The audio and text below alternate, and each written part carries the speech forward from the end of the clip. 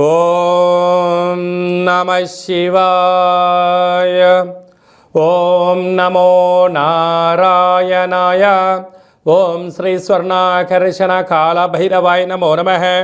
ఓం శ్రీ నరదృష్టి నివారణ కాల భైరవాయ నమో నమః.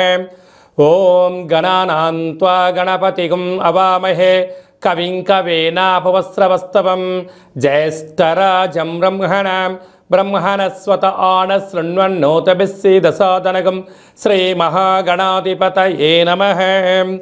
ఓం ఆదిత్యాయ సోమాయ మంగళాయ బుధాయ చ గురుశుక్రశనిభ్యశ్చ రాహవే కేతవే నమో నమః. హరి ఓం. మా ఛానల్కి స్వాగతం. కన్యరాశి వారికి శ్రీ క్రోధినామ సంవత్సరంలో ఎలా ఉండబోతుందో ఈ వీడియోలో సవివరంగా సంపూర్ణంగా తెలుసుకుందాం. కన్యరాశిలో ఏ నక్షత్రాలు వస్తాయనగా ఉత్తరా నక్షత్రంలోని 2, 3, 4 పాదాలు, హస్తా నక్షత్రంలోని 4 పాదాలు, చిత్తా నక్షత్రంలోని 1, 2 పాదాలను కలిపితే కన్యరాశి. కన్యరాశి యొక్క అధిపతి బుధుడు. ఈ సంవత్సరం వీరి యొక్క ఆదాయ వ్యయాన్ని మనం ఒకసారి పరిశీలించినట్లయితే ఆదాయం 5, వ్యయం 5 అంటే నష్టము రానటువంటి రాశులలో కన్యరాశి ఒకటే అని చెప్పి మీరు గుర్తుపెట్టుకోగలగాలి.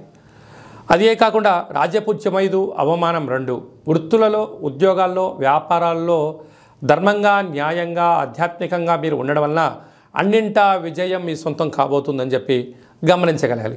ప్రధానంగా ఉత్తరా నక్షత్ర జాతకులు ఆగస్టు నుండి డిసెంబర్ వరకు మీ జన్మ నక్షత్రం రోజున అష్టమి, అమావాస్య, పూర్ణిమ సందర్భంగా దూర వాయు జల ప్రయాణాలు పెట్టుకోవద్దు. ముఖ్యమైన సభలు, సమావేశాలు వాయిదా వేసుకోవడం ఉత్తమోత్తంగా భావించగలగాలి.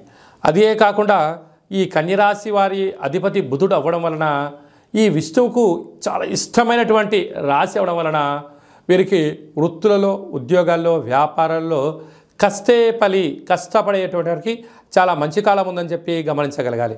కనుక ధర్మంగా, న్యాయంగా స్వయం వృత్తులు, సేవారంగాలు, వ్యాపారస్తులు, హోటల్ వ్యాపారాలు, స్వయం వృత్తుల వాళ్ళు, ధార్మిక కార్యక్రమాలు ఆచరింపజేసేవారు, అగరబత్తులు, అలా ఫుడ్కు సంబంధించినటువంటి మ్యానుఫ్యాక్చరింగ్ యూనిట్స్ వారందరికీ చాలా మంచి కాలం ఉందని చెప్పి గమనించగలగాలి.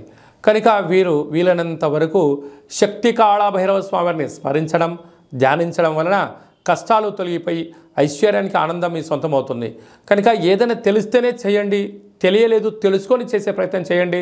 దీనివల్ల సమయం, ధనం వృధా కాకుండా మనశ్శాంతి, ఆయురారోగ్యం మీ సొంతం అవుతుంది.